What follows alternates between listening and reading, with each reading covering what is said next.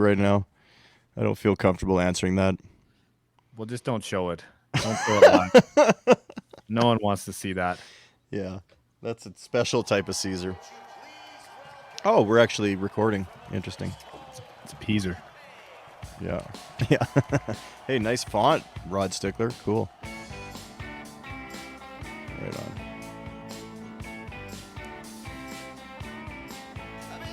Oh, nice. Actually, it's actually Meat Loaf this time. Is that us? Is that you? Is that babyface Wyman? Shoot him! Put a tank top with a number 78 on it. It might be you. That's us. That's us in high school. Oh, there. wow. Look at these shots. Nice. Oh, awesome. I think he was wearing a medicine hat right there. See, he's wearing a medicine hat. Alice. That's cool. Yeah. Jim Steinman. Mm-hmm.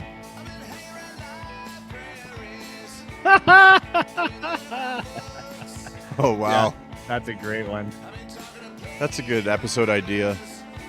Thanks. Guitar solo faces or something like that. Hey, that's me. Hey! Boy, you knew all the celebs when you had the short hair, eh? Yeah, it's true. That's kind of odd that he doesn't. Oh my God, that looks like you right now. Oh, nice. You look like Terry Bozier. Oh man, I got laid that night though. Charles likes the chubby Ribo.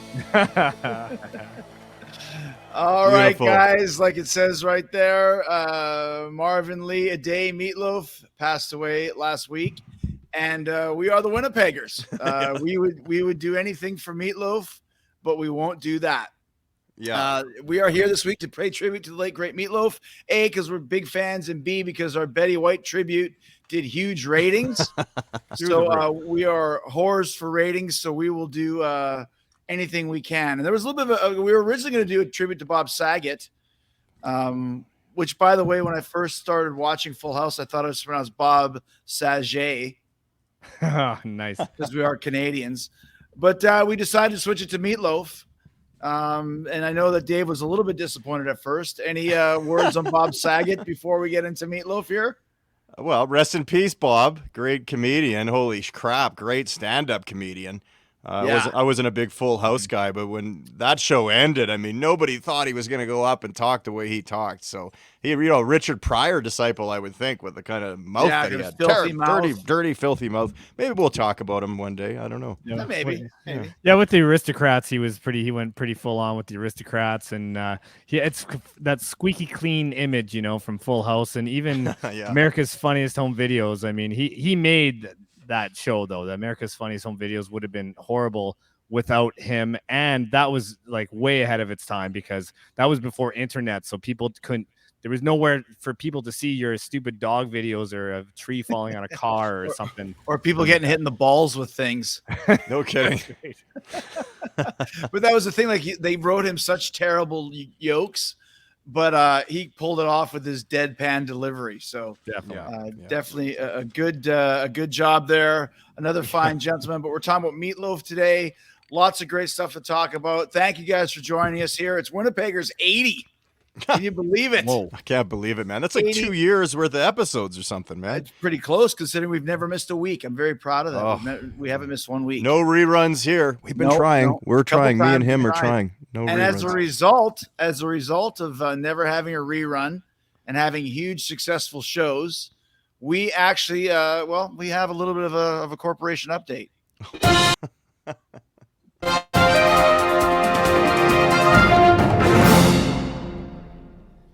So might as well I'll take it. We've been working long and hard on getting some meetings, which is what you have to do when you're Hollywood people like us to get your show on the air. And the first meeting we had didn't go well. The first pitch meeting we had wasn't a good one. I think I'm not alone in saying that. Do you guys? No, agree?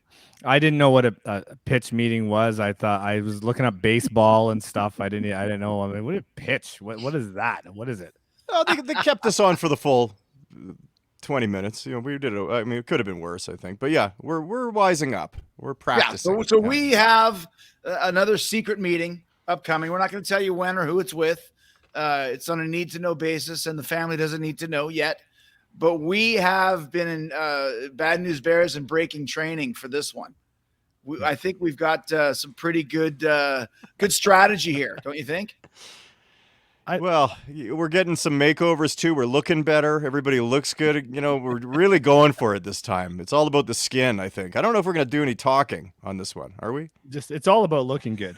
I mean, we want to be on camera. We want to look good. I think we just mute our mics and we'll probably do better than we did last time. I think Dave should just have the same background. He'd just be a floating head. Like you are right now. I got some skin here. Yeah. I mean, we love these guys, and we're gonna make it our best. We're gonna prove to you guys, the family, that we're more than just the show, which is still fine because we got paid on the show. We're doing pretty good on the show. Just so you know, Paychecks went out this week. Paychecks you can be on the internet. You can make money, and we're doing okay. Let me tell you. Who would have thunk it? Yeah, I didn't know believe that. it. We're doing pretty great, and I think that the family's the first to know if we do get the deal and we become big stars, because they won't hear from us again. That's right, ghosted. So, right. First thing we do is kick the family to the curb. we don't know you, and our real families too. Just any family. Don't try to borrow money from us. I'm not lending. We're always worried about this day. It would all go to our heads. We knew it all along. We become like the Beatles and Help, where we just buy one big giant apartment block. And we have 3 separate doors, and we all walk in our separate doors, but it's all leading to the same big room. Only us allowed. I love it. One episode. They give us one pilot episode, and then we all have our own solo albums. It'll just be. We break up before the album even comes out. That's exactly what goes on. Good idea. Got some great feedback once again, like I said, about the Betty White tribute, which was amazing. Family really enjoyed it. Angela Dawn says the fact that everybody was so shocked by Betty White's passing at 99 years old shows just how much we all thought she was untouchable. Right. Yeah, good point. Good, right? Good call. Yeah. Let's see what else is going on. Jamie Renee Alvey says, great episode. Definitely one of my favorites. Betty White was a legend. I love the Golden Girls and have the whole series on DVD. Thanks, guys. Okay. Thank you. Great. Awesome. Yeah. Thank you. These are kind, very kind people. Very kind people. Yeah. Brian, are you sure they're fans of our show? Yeah. It's like these people do sound really nice. Like, why are they so nice? Are we nice? This isn't from our Betty White show. I'm just reading Betty White notes on online in general. Okay. A good idea. Much better. Royal Resin says Ribo makes great skits. Yeah. Okay. So I would assume that means your commercials. Ribo makes good commercials. Yes. Okay, cool. Beer and skits. That's what I'm good for. John Belinda says, great tribute to Betty White. Do that Paul McCartney is Dead Clues show. That would be fantastic. Okay, write that down, Dave. Put that on the list. I'll put it on the Post-it note right now. That's a good one. Yeah. Then let's see what we got.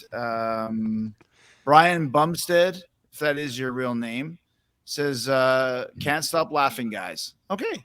Oh, well, good. Well, I hope he stopped by now. Imagine if he's been laughing for like 2 weeks, like a whole. You should go to the hospital for that, maybe, right? Yeah. But so yeah, great feedback from the family. Always good to hear from the family. And once again, we appreciate your comments. We used to do it on Twitter, but it just got really lazy. But everybody's been very, very nice to us lately, which is great because you know what happens if you are not nice to us. Then you run into trouble, and then you could end up. Well, I hate to say this, but we've never actually had any of the family on the ban list. But that doesn't mean you're safe, because I'll tell you what, we're getting a little bit open here because, as you can see, fake Jason Voorhees getting a little bit tired of Jason Voorhees. He almost doesn't even deserve to be on the ban list. Exactly. He's been making this list like 60 times in a row. So he's almost banned from the ban list. Banned from the ban list. So fake Jason Voorhees, there's an open slot pretty soon. Ben Johnson, he ain't going nowhere. That son of a bitch just completely ignored us. We paid for a 24-hour service. He didn't even give us the time of day, so he could stay and think about what he's done to us. Yeah. Sexy Santa, ridiculously dumb idiot. Not getting off anytime soon. Mocha Joe, slow Mocha Joe. He tried, but he just did not escape. Learn technology before he starts sending out just cameos. Sends us a bunch of crap constantly. Yeah, just a moron. Redbubble, I'm about ready to let go of Redbubble too, because they're pirating our shirts, but I don't think they've really sold any, because when you look on it, it says sold totals, it says 0. Right. Yeah, exactly. And they're not this type of quality. This is the real deal, right? Well, here. exactly. And of course, dumb idiot Bud Lindell, he's never getting off. But Dave, why don't you, we haven't talked about this for a while. Tell us a little bit about these shirts. And Lindell's a dream killer, but this shirt is not a dream killer. This shirt is a dream maker. Okay. This happens to be 15,000 Egyptian thread cotton. Okay. I don't know if you guys, if the family understands that. They're very kind, but I don't know how smart you guys are. Just kidding. But this is the original Spiwi Urvas and Ribo and Urvas shirt. And this will literally change your life, man. There's a lot of stress and anxiety in the world. You see it all the time online. People are saying, I got anxiety, I got these problems. It goes away. You buy this shirt, it goes away. ProWrestlingTees.com/Chris Jericho. These are regular about $150. I think they're $29.99 right now. Yeah. Or, it's just insane. And we I think do they're sell $24.99 even. We bought them even that's further really down. good. Yeah. Just go to that website that's scrolling below and buy a bunch of these, man. Like, they're really cool. And this is the new thing. And this reminds me of the old Three's Company kind of logo, like the old early 80s sitcom. You got the names down there. It's very trendy. It's very cool. And look at this. I mean, this is the soft little baby. I call it little baby, actually, this shirt. My little sweet baby love. Buy a whole bunch now. Get it for like next Christmas. Like, you want to get sold out for next Christmas. So get a whole bunch now. I was looking for a drinky winky the other day, looking for some vodka, and I didn't have any. So I took that shirt that Dave was just holding, Spiwi, Ribo, and Urvas. It was completely dry and soft, little baby soft. Yeah. I rolled it up like this and went like this, and pure Grey Goose vodka came right out. It filled a glass perfectly, and then as soon as it finished filling the glass, completely dry, put it back on, smelled like Jean Varvatos cologne, and I had a drink as well. That's so nice. And Grey Goose is distilled 4 times, but when it gets in that shirt and rung, it's a 5-timer, so that's even more special. It's like a premium Grey Goose. Straight, you can drink it straight. It's not even a big deal. Top shelf. That's the top most of the popper shelf. I think there is a chance that, Chris, you were just wearing that shirt before, and you just drank so much the night before that you sweat so much pure vodka into the shirt that you actually recycled Grey Goose. I'm devil's advocate. I'm sorry, but I woke up and saw the jelly bean painting on the wall and didn't know what the hell was going on. Where am I? We got some great sponsors this week. Everyone wants to be a part of the hottest show on YouTube. Of course, especially for this week with the Meat Loaf tribute. We would do anything for Meat Loaf, but we won't do that. And we definitely wouldn't lead you astray when it comes to one of the best restaurants to go to in all of Winnipeg, especially after you've been out partying, after you've been out drinking the straight vodka that you wring out of your Spiwi, Ribo, and Urvas shirts. Of course, we're talking about the fine people at Schmeckers. Oh, wicked. All night boozing and cruising, just doing your rock and roll duty, socializing, womanizing, vandalizing, drinking like a house on fire, smoking like a fish, and now you're looking for something tantalizing to feed your desire like a tasty dish? Well, what the heck? You need a Big Schmeck. All night you've been at the bar, drank some whiskey from a jar, smoked a cigar, and then puked in the back of someone's car. Like a soldier, you've been taking shots, drinking lots, highballs, shooters, and plenty of beer, and then the bouncer says, you don't have to go home, but you can't stay here. At this point, your destination is clear. Schmeckers, you're still hosed, but the night is not lost. The bars are all closed and your salad's been tossed. You started too early and now it's quite late, so it's painfully obvious that Schmeckers is your fate. Addicts gather from far away, wise guys from Club Taboo, Club Soda, and the A. Whether they came from the Ville, Palomino, or the Dirty Dale, Schmecker's late night food will never fail. We treat drunk customers like wartime heroes. We've got calamari, moussaka, and gyros, souvlaki, stafato, pizza, and a chicken sub, saganaki, tzatziki, fritters, and our after hours club. Plus breakfast all day. Schmecker's is the way. When you drank so much you think you might die, enjoy the striped red mullet and some snapper pie. Schmecker's, great food when there's nowhere else to go. Oh, God. Boy, I miss that place. I like that the Greek ones with the siki and all that stuff. Ribo, that was a tongue twister for sure. Oh man, I had to pastizio was one of them, and I had to cross that one off. There's no way I was fitting that in there. Too hard. But yeah, we used to go there. That's one of my favorite ones. Oh, we used to always go there after the bar, and it would just be packed. Like it'd be It would close at like 4 or 5 or something like that. Yeah. And there'd be a line at the door at like 4 a.m. and just packed in there. We knew the waitresses and stuff to just pour beer in your coffee cups. So we just keep partying there. It was like the place to be, man. That's for sure. Mayhem, dude. It was completely crazy. Always the Zooms and cheese schmeck after the A. Thursday nights at Schmeckers after the A. That must have gotten more popular after I left in 1990 because I just remember Schmeck's like you go there like on a Sunday afternoon or something, but the after hours party Schmeck, I never they must have expanded that in the early 90s. It did. It wasn't like that when we were in high school. It was right after maybe 91, 92, and it was just the place to be. Yeah. Yeah, I should have picked your ears for or picked your brains for some other items on the menu because some of those I made most of those up. They're mostly Greek fare, but the cheese and zoom schmack I forgot about that one. Yeah, and the pickle. Yeah. Oh yeah, big pickle. Yeah. You want a big pickle? Well, because the other place to go to too was that's what he said. What's the place that Burton owns? Salisbury House. Yeah. You'd go for the big nip. Yeah, which is another burger. Yeah, and there was also Perkins. Perkins was open till all night. I think it was 24 hours. Yeah, and then I don't know if there's even any left in the city, but how about they started closing at like 8. Yeah, Pancake House, Polo Park Mall. That was always maybe we just didn't go there because we didn't have money in high school. I don't remember going anywhere after. We didn't have anything. We weren't making Winnipeggers kind of money in high school. I'll tell you that as a bagger, all I had was a bagger was a union job. Okay, that was it, and a bad haircut. After the Monterrey, there was nowhere really to go, which fits right in what we're talking about here. Tribute to Meat Loaf.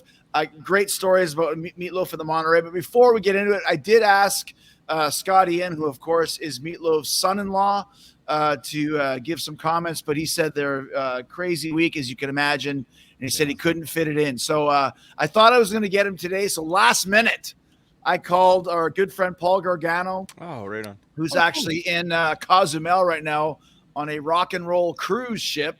And he said he was on the beach partying. So he and Ryan Patrick from Otherwise sent in a video with their Meat Loaf memories. Unfortunately, Gargano was drunk and he likes to talk a lot. So I had to edit out the first 2 minutes. So we join in progress, Paul Gargano and Ryan Patrick's thoughts on Meat Loaf. Cozumel right now, Cozumel, Mexico, on the Shiprocks cruise and in the middle of the ocean. Yeah. So here's my Meat Loaf story. I'll lead with it. My wife, on a cruise we were hanging out with Amanda today, Meat Loaf's daughter, and my wife decided, Rika, she decided that if anything ever happens to her, that she should leave this earth before I do, that Amanda should be my wife. A, because that's an honorable thing. An honorable thing, right? A, Amanda's my favorite person on the planet. B, Meat Loaf fucking rules, and Meat Loaf would be my father-in-law. So, dude, fast forward a couple years later, Paul Crook, Meat Loaf's guitar player, invites me out to a show in LA, and I didn't tell Amanda I was going. And Amanda comes backstage after the show and sees me with Paul Crook and goes, "Oh my God, my dad needs to meet you." So, big wave. Big wave. My dad needs to meet you. So she, and Paul Crook's like, "You gotta go because meat never meets anybody. Meat never meets." Meats never meet. Right? So I go backstage with Amanda and it's just me, Amanda, and Meat Loaf in the room. And I walk in and he had oxygen on because he had just gotten off stage.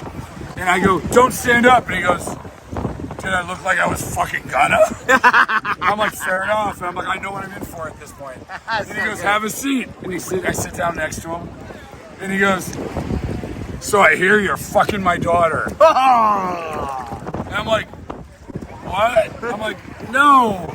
I go, "You have the story wrong." He goes, "No, I heard you're fucking my daughter." And Amanda's like, "No, Daddy, that's not right. No. And I go, "No, here's the story." I said, "We were on a cruise." It's hypothetical. I said, "I'm a huge fan of yours. I love you." And my wife said, "Since you love Amanda so much, if anything ever happens to me, I want you to marry Amanda. That way you guys will be happy together for the rest of your life, and Meat Loaf will be your father-in-law." And Meat Loaf looks at me and goes, "So you're gonna fuck my daughter?" I fucking love the man. He is a genius. He's one of my favorite people on the planet. And it was gut-wrenching. I found out on a red eye here. It was gut-wrenching. All right, there you go. Paul Gargano. He cut off. Put there's him on another the 20 band list just for the hell of it. there's another 20 minutes there, but yeah, they cut her off. Throw him on the band list. I love that guy. That That's might be great. great. We should put Paul Gargano on the band. Yeah, list. what the fuck? Yeah. He Let's have didn't a even give the familiar other face on he there. didn't even give the other cat a chance to talk. So Yeah. Hilarious. I don't know. That might have been his cabana boy or his personal assistant. I don't know No who that other guy idea. even Oh was. my God. Great memories for Meat Loaf, and obviously there's plenty of them. Mhm. I think Meat Loaf is one of those guys that when we initially were talking about this, you guys went, well, I think you both went, well, we don't really like have a lot of Meat Loaf thoughts or whatever. But when you really, and I think you guys have put some thought into it, there's a lot of Meat Loaf connections throughout our lives, and I've got a lot, but I'll start with the first one, the Monterrey Social Hall, Yeah. which was the place where we all went to. I still don't know how this place even existed. Have we done a show in the Monterey yet? No, but we really should. We Yeah, should. Let's Put do, that yeah, on for the sure. list. On the Put it on the posted note. Okay. We've talked about it a few times. It has burnt down now, so it is gone. So we can't get sued. So let's just bury the sons of Let's go. bitches. So quick story is the Monterey was a place where people would have socials. It was called. It's about 20 minutes outside of Winnipeg, and they would basically have these parties in this one room cabin, kind of like a little house on the prairie or something. And basically, it was a place for all of us at 16, 17 to drink underage. Yes. And they'd have a DJ playing. There'd always be some kind of like the jet ski club or whatever the fuck it was. Yeah. But I remember that Paradise by the Dashboard Light was one of the big songs at the Monterey. Huge. They played it every time. It was usually towards the end of the night, but Paradise is about 10 minutes long. Yeah. And you would go on there and I remember just dancing and singing word by word. Oh with man. all the chicks and Yeah. and this is like 1988, let's say. Yeah. So it's 10 years after Meat Loaf was out. Now name any other 17-year-old kids. My son is 18 now. I can't think of any bands he listens to from 2012. Sure. That would be like ancient history when you're that age. Yeah. Where you're all together singing the songs. From It a guy was- from 10 years earlier, you know? Yeah, Virgin Night Out, we used to call it.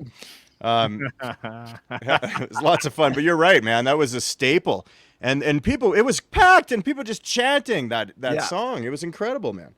Yeah, it's pretty so awesome. that I remember going to the Crazy Bar when they had the which was the Ville for those of you who are following We have closely. done a show about the Ville. We I've have seen that one. which is also the Crazy Bar. But they used to have one every Monday. They had $1 beer and shots, and it got packed there. And there was fights. It was it was exactly like the Monterey. Actually, there's fights every night and stuff like that. My friend Glenn Cochran, who came up to me, whose nickname was TC because Tom Cochran, I guess. I mean, Red Rider probably would have been a better nickname just because he had the same last name as Tom Cochran. Anyway, Yeah. TC comes up to me. It's like 9:30 at night. And he goes, hey, Grease Lightning, midnight. I go, what? And whatever. He leaves. And all of a sudden, that song starts up, Meat Loaf song, Paradise by the Dashboard Light, which we call Grease Lightning. I never knew what it was called for years. I thought he was calling you Grease Lightning. Let's fight outdoors. Let's go fight, man. You calling me Why Grease would they Lightning? call that Grease Lightning, though? Well, because it's from the movie Grease, right? No. No, isn't that the song? Hey, No. prepare for the show, eh? Yeah, that's Meat Loaf. See, that's the thing. Meat Loaf was very operatic, rock opera, prog music. Is that song not in Grease, though? No, it's not in Grease. What is that song in Grease? That's I don't know, Grease Lightning. It's Grease Episode Lightning. the 92, song. Grease. We'll Yeah, do so that he one. was telling you we'll the cover truth that all one this time. Yeah. Anyway, that's what I always thought it was. But anyway, that song came on right at midnight, just as he called it. So Well, okay. same sort of thing. And it was that song, but I call it Grease Lightning. But anyway, that's okay. Go ahead. Yeah, I mean, Meat Loaf owned the power ballads, man. The rock opera, like that was, and you're right, that song was in that similar genre. But you realize that he sold like something like 40 million copies or albums of Bat Out of Hell. Never made any money on that 1977 album. I think it had 5 singles on it. Took the words right out of my mouth. 2 out of 3 ain't bad. Bat Out of Paradise Hell. by Dashboard Light, Bat Out of Hell, right? And he would go to record stores upset and go through his section and grab them and break them so that other people couldn't make profit on it. He was so pissed off. It was just one of those deals where he had a bad deal and didn't make any money on it. And yet there's all those hits. What people don't know, and this is true, that is the 4th biggest selling album of all time, Bat Out of Hell. Think about that. You would never guess that. It's like Back in Black, it's Thriller, it's Bat Out of Hell, and I don't know what the other one. Probably Rumors. Is. Fleetwood Mac was. Rumors isn't that high though. No, it was for years. Yeah, let's just go see top selling albums of all time, as we are perfectly prepared as usual. Here we go. Top Michael Jackson, AC/DC, Back in Black. Oh, sorry, it's number 4. You know what? You'll never guess what number 3 is. No one will ever guess what number 3 is. Whitney Houston Bodyguard soundtrack. Shit. What? Wow. Yeah, crazy. Wow. Yeah, and then number 4 was Meat Loaf. She is the biggest selling female artist of all time, so that makes sense. Yeah. Yeah. So think about that. Meat Loaf is the number 4 biggest selling record ever. Nobody would guess that because this, like you said, 7 songs. I think 5 of the songs are over 6 or 7 or 8 minutes. It's like a Dream Theater record. Rybo. Guess who was on drums for Bat Out of Hell? That's Kenny Aronoff, right? Max Weinberg. Oh, nice. Yeah. Nice. Yeah. And Kenny Aronoff was on Bat Out of Hell 2. So who was on Bat Out of Hell 3? It was that was a Desmond Child produced, so it was Eric Carr or somebody. Ricky Rocket, I think it was. I remember when I went to Germany and lived in Hamburg for 6 weeks, we used to go to this guy's record store, Remedy Records, and who owned it, his name was Johan Ruta, and he looked like James Hetfield. And we used to go hang out at his record store because wrestling was at night, and we were in Hamburg for 6 weeks, wrestling every day in the same place. And Bat Out of Hell 2 came out, and this was the same time that like Halloween Chameleon and Motorhead Bastards, and this is Germany. Heavy metal is live fucking heavy metal, and you wear the leather and the studs and everything like this. And everybody in the metal crowd in Hamburg was excited about the new Motorhead, about the new Halloween, and about the new Meat Loaf. And I was like, what it is about Meat Loaf? He's not heavy metal. It's like, no, he's got the power. He's got the power, and he's got the heaviness and the imagery. And like, if you listen to those songs, Meat Loaf tunes had something for the chicks in the ballads, like Dave said. And he had some really heavy stuff with great guitar work. Yeah. And it really appealed to all kind of different genres, which was why Bat Out of Hell 2 was another monster hit. Absolutely. It was total guitar rock too. Todd Rundgren on guitar and produced the album. Cool. And it just 100%, like you say, it just had power ballads, power solos, everything, man. And nobody's doing that today. There's none of that today. I don't think you could either. No, probably not. It's kind of like something completely different in 1977 or whenever it came out. And once again, think about Meat Loaf, Bat Out of Hell 2, 15 years later, when this guy was in his mid-40s, became like an MTV sensation. Yeah. Just think about that. In the mid-90s, for Meat Loaf to be like beating Nirvana for like best video rock Grammy, that's insane. That would never happen nowadays, is my point. This is when video killed the radio star already. Yeah. And here he is. Right. He's there with the worst name ever. Just gotta say, it's the worst meal ever too. By the way, I hate meat. Terrible. Oh, it's a terrible meal. And you know, he looks like Sam Kinison. You know, meets Steve Grimmett. You know, meets Nelson from Simpsons or something. and throw him in grease too. What the great hell? call, Steve Grimmett. He kind of looks like, you know, Jack Black ate Kyle Gass. It's kind of what he looks like. He's like Black's number father. one. Yeah. There we go. Do you know another little fact? Because I was just mostly that was one of my favorite albums when I was a kid, and just even the album cover and everything's so cool. But do you know the New York Philharmonic Orchestra and the Philadelphia Orchestra are both on that album? How did that even happen? Like he was, this was his first album. Like who was he? And he was signed by Warner or somebody that would put this kind of money behind it. It's nuts. Especially when like Paradise, we talking about it's like a 9-minute single that they played in its entirety. I remember hearing that on the radio when I was a kid. Like once again, just think about all the conventions, all the tropes that Meat Loaf destroyed with Bat Out of Hell, but also with Bat Out of Hell 2. And another thing is, I trained in Calgary in 1990 at the Silver Dollar Action Center. It was There was like a warehouse in the back where we trained for wrestling. There was a bowling alley. There was a kind of not a casino, but what would they call it? The VLTs. And there was a concert room, and Meat Loaf played in this concert, not hall, room. It probably held about 500 people, like 91. I remember like Meat Loaf is playing here. Yeah. And I remember kind of hearing some kind of sound check or something as we're taking bumps and doing these fucking drills in this shitty little warehouse. And that's the thing. This guy had this huge selling album and then went through a huge downswing where he had a psychological problem where he was scared to sing. Right. You know what? Did you guys remember when he was on The Apprentice? Yeah. He was like a nervous wreck on The Apprentice, right? Oh, yeah. It's like, yeah, I was going to go look again. I just remembered that, but I got to go to YouTube. Well, that's when he flips out on Gary Busey for taking his paint. Right. This is my fucking paint. I'm the last guy in the world you want to fuck with. And Gary's like, it's not your paint. It's my fucking paint. So I think Busey's an alumni of Winnipeggers. He did a great cameo for us once. He did. So Meat Loaf is an alumni of Talk is Jericho, as you can see here, which I had Meat Loaf on in 2016, right before his last record. It's called Braver Than We Are. And this was in Austin, Texas.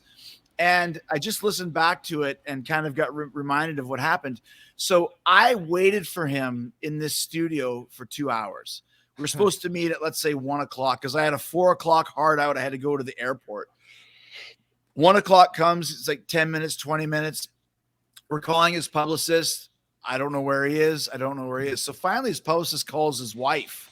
His wife goes, we don't know where he is. Now it's 2 o'clock, 2:15, 2:30.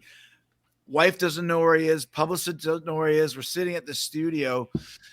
We were about to call the police when he finally shows up. His GPS took him to the wrong place, and he was just driving around in circles. And he forgot his cell phone at home, so no one knew where he was. His wife thought he was missing. I thought he was just pulling a rock star thing. We were going to call the police. So he finally shows up, and he wasn't in great health. Like, I actually had to help him out of his car. It's Meat Loaf driving a fucking car. It's so weird. Like, here he comes. And I'd met him a couple times, as Paul Gargano said. Paul Crook is his guitar player. I'd met him a couple times. But so anyways, I said to the guy in the studio, I said, as soon as he walks in, press record, because I'm running out of time. Now it's about 3:10. I got to leave at 4. He walks in the studio, press record, and the first 10 minutes of this podcast are this fucking hilarious diatribe of an angry, annoyed, pissed off Meat Loaf explaining what happened, why he couldn't find the studio. I love that. And it's one of the realest, like there's no other podcast that has this on it. You know, it's like, I was driving around this. I was through a swimming pool at a Y. What the fuck is a Y doing around here? I don't know what happened. A bad GPS, no cell phone. 2 out of 3 ain't bad. Oh, God. And then he goes, I was going to pull into an office and ask where it was. I said, what age? She goes, well, no one's going to let you borrow the phone in an office. I said, I think if Meat Loaf walked in, anybody would let you use the phone. He's like, stop right there. He goes, don't ever talk about me as a legend, as a superstar, or as a rock star. I'm just a normal guy who was lost, and I didn't want to bother anybody. And I was like, dude, I get it. Whatever. Oh, that's so funny. So man. anyways, he was a great guest. But one last thing I wanted to say, Dave, you're talking about 2 out of 3 ain't bad. Yeah. So he said that people were bagging on him because his vocals weren't as good in the last 10 years as they were in the 70s, which of course they're not going to be. Especially for him, he has such a powerful operatic voice. Right. But still, fuck these Meat Loaf. Who gives a shit? Give him a break. He was saying, and besides, he goes, I can't sing like I did in 1978, and I could never sing 2 out of 3 ain't bad the same way as the record anyways because it was sped up. I said, what?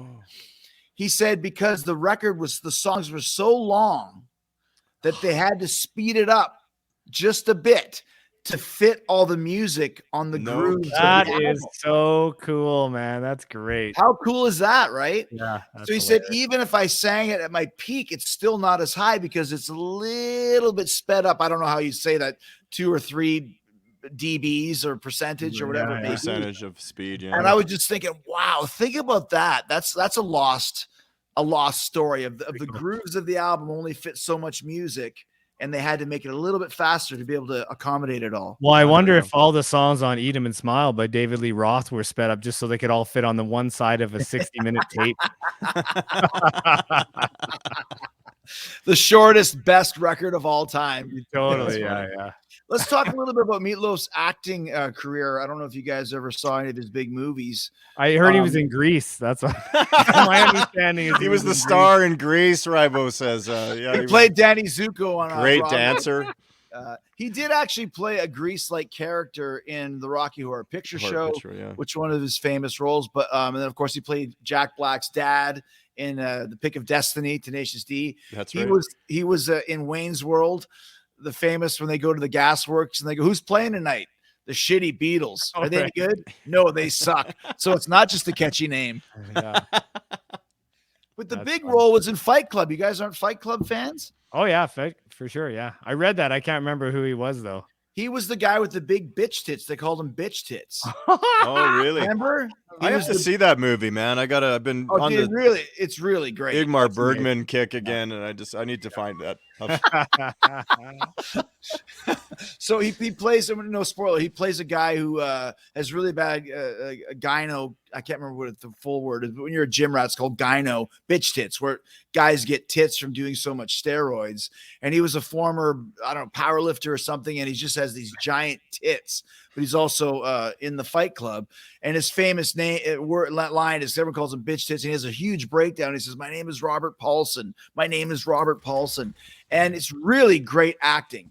And he's one of those guys. It's like a lot of musicians act, but a few of them are really great. And, and if you watch Fight Club, it's one of those things where I wonder why he didn't do more acting, because he was really, really good in it.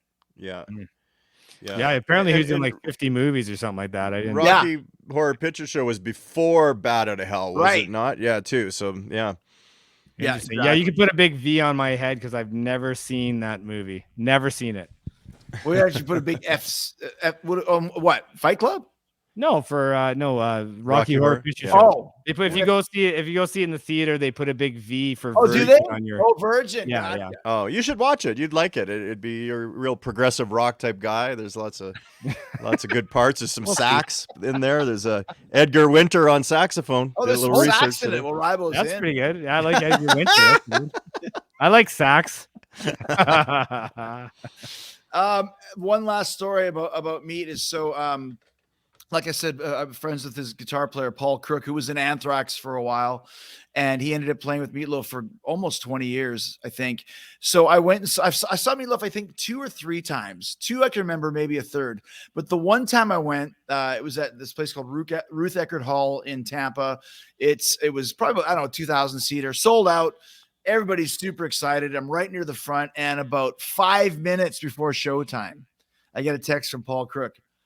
Show's off. What? Meat Loaf can't sing. He doesn't think he can sing tonight. Like, what? He waited until 5 minutes before, and it's like, yeah, he come back and say. So I go back there, and of course he's gone. But yeah, he was waiting to see if his voice would loosen up.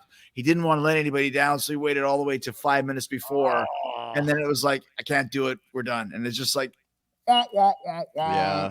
Oh man. But I did go see him when he came back, and the guy, even at that age, still had the intensity. Everything was like a Broadway show. Yeah.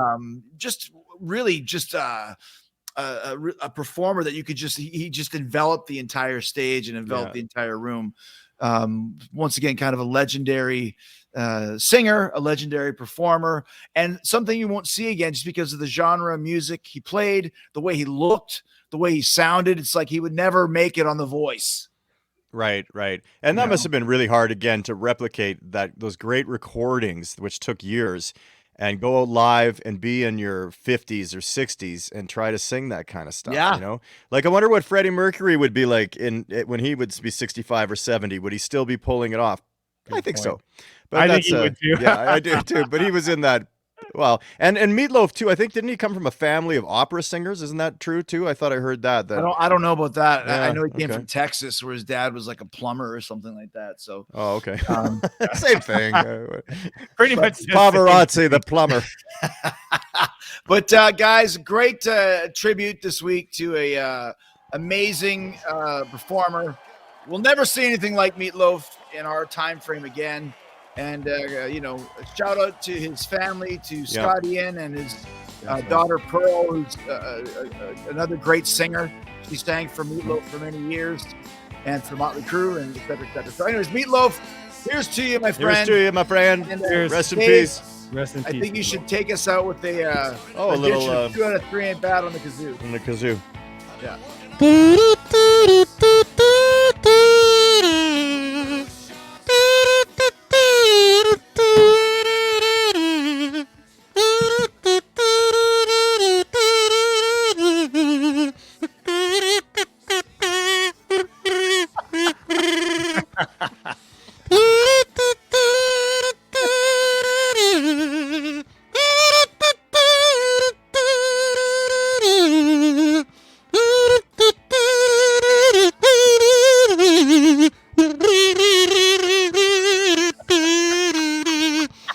Keep on telling you. You keep on telling me, you keep on telling me I want you.